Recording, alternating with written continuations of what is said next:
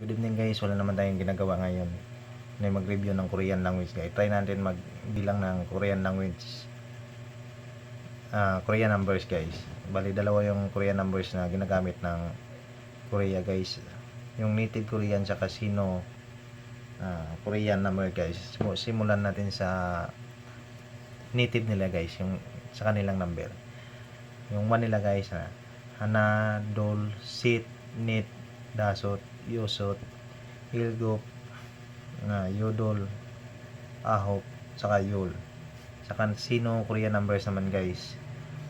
Il, i, sam, sa, u, yuk, chil, pal, go, sip. Tapos yung 100 nila guys, big 100. Yung 200 ibig. Yung 300 sambik.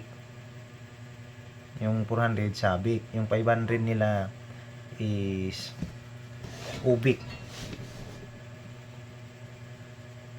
Yung 600 yukbik. 700 is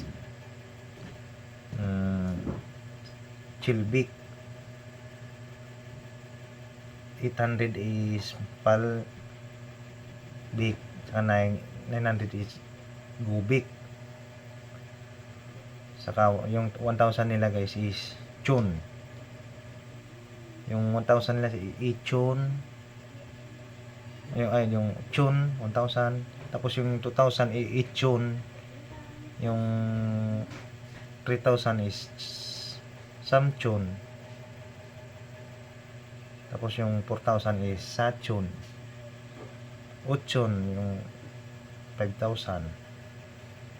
Yukchun yung 7,000 is chilchun. Ganun lang yun guys.